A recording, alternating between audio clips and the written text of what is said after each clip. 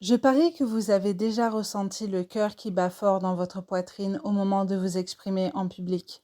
Vous avez même réprimé les tremblements de vos mains ou avez fini par détester votre voix hésitante lorsque vous parlez. Tout d'abord, rassurez-vous, vous n'êtes pas les seuls, car on estime que 75% des personnes ressentent de l'anxiété lorsqu'il faut s'exprimer en public. Pourtant, pouvoir s'exprimer en public est très important. Vous devez aller acheter une baguette de pain, alors vous devez exprimer votre demande auprès du boulanger. Vous avez un entretien d'embauche pour le poste de vos rêves, vous allez devoir discuter avec le manager, le recruteur et peut-être même avec vos futurs coéquipiers.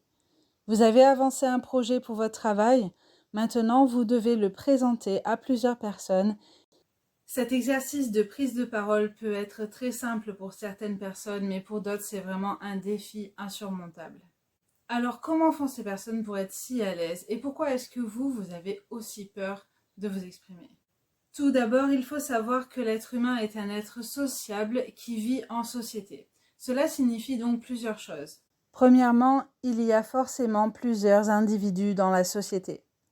Deuxièmement, il y a certaines règles à respecter. Troisièmement, chacun a son rôle à jouer. Quatrièmement, il y a un chef. Cinquièmement, personne n'est irremplaçable. Votre place peut être convoitée par n'importe qui. La compétition est ouverte. En effet, la société a pour but de nous protéger des dangers extérieurs.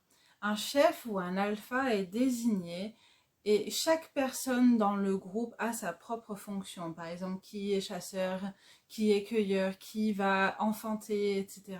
Donc, des règles sont mises en place pour pouvoir nous protéger à la fois des dangers extérieurs, mais aussi pour nous protéger entre nous et faire en sorte que nous ayons tous de bonnes mœurs. Ces lois ou ces mœurs permettent une meilleure entente, une meilleure compréhension, une meilleure unité aussi dans le groupe. Mais évidemment, cela n'empêche pas les discordes. Il y aura toujours certaines personnes qui vont se sentir rejetées. Cela naît d'un esprit de conquête, car tout rôle, toute place peut être réclamée par n'importe qui, même celle du chef.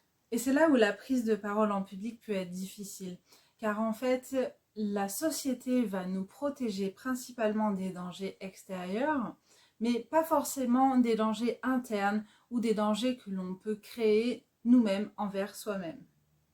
Généralement, les raisons pour lesquelles la prise de parole en public peut être si difficile, c'est qu'en fait, on a une anxiété de performance, on a un manque de confiance en soi, on peut avoir aussi la peur d'être jugé par les autres, ou encore ça peut être une expérience limitée en qualité de prise de parole en public, ce qui va vous freiner pour pouvoir parler plus aisément. Selon certaines études, 25% de la population est atteinte de glossophobie, c'est-à-dire de phobie sociale. Il s'agit d'un trouble anxieux qui se caractérise par une peur excessive et persistante de situations sociales dans lesquelles on pourrait être exposé à l'évaluation négative des autres. Cette phobie sociale nourrit la peur de parler en public. Ainsi, les freins à une bonne prise de parole sont principalement sociétaux ou psychologiques. Donc, pour se sentir plus à l'aise, il faut se libérer de l'anxiété sociale et des angoisses que notre propre imagination crée. Regardons un peu cet exemple. Oh, docteur, je sais pas ce que j'ai, mais... Oh, je suis pas très bien. Ouf, oh là là. Oh, je sais pas, faites quelque chose là. J'en peux plus. Ah ben oui, je vois bien que vous n'êtes pas très en forme. Bon, vous inquiétez pas, j'ai ce qu'il vous faut, je vais vous faire une ordonnance. Donc là, vous allez à la pharmacie, vous leur demandez ce médicament. Vous le prenez donc 2 fois par jour, pendant 10 jours. Vous verrez, ça ira beaucoup mieux. À ce moment-là, pas de doute possible, vous irez mieux dans 10 jours. Le ton assuré du médecin et son statut de médecin vous prouve que oui, il a raison. Puisqu'il a dit que vous irez mieux dans 10 jours, alors vous irez mieux dans 10 jours. Et là, vous avez envie de vous précipiter à la pharmacie pour acheter les médicaments qu'il vous a prescrits. Mais imaginons qu'au lieu de prendre un ton assuré, le médecin vous annonce « Ah oui, effectivement, vous n'êtes pas très en forme. Écoutez, j'ai déjà vu ça. Je vais vous prescrire le médicament, alors, ah, elle est là. Ok, alors, euh, bon, je crois que le dosage, c'est 2 médicaments par jour. Donc, 2 médicaments par jour pendant 10 jours.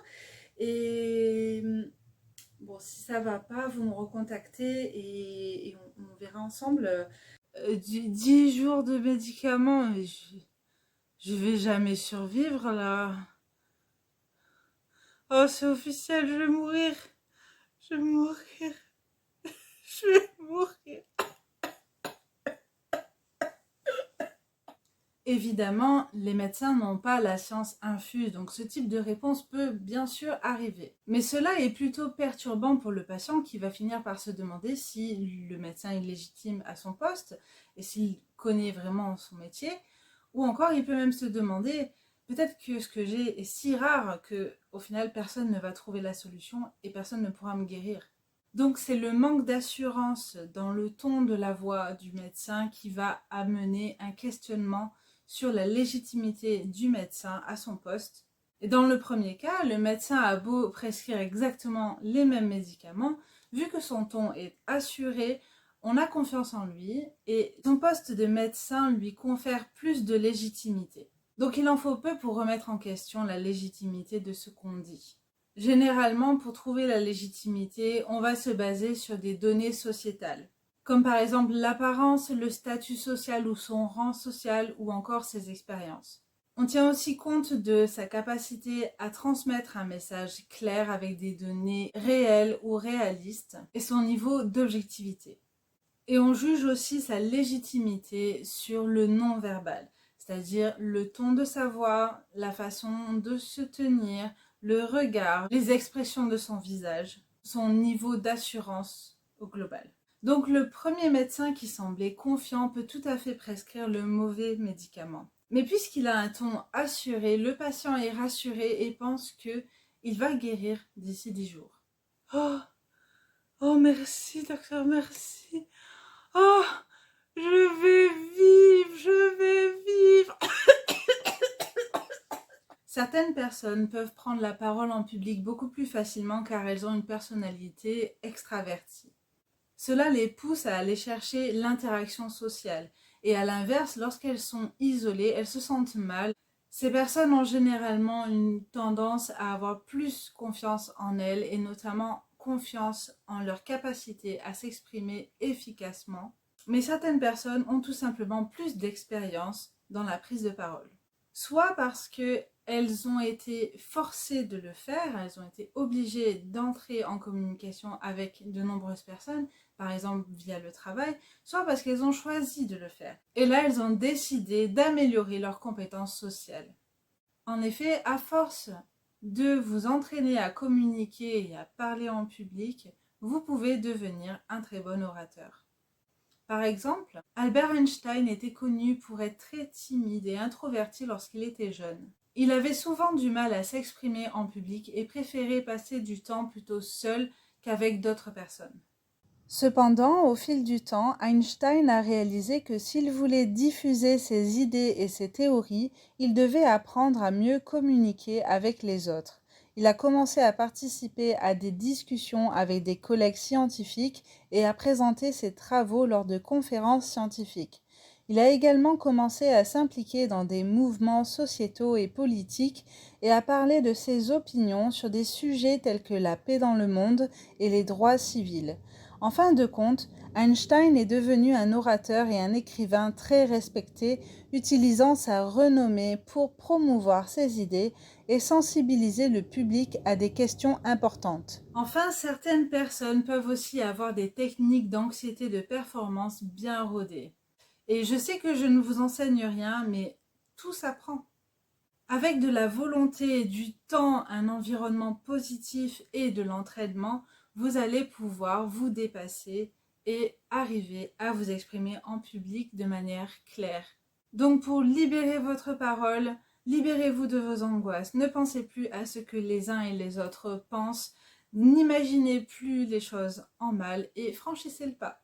Entraînez-vous, communiquez avec les autres.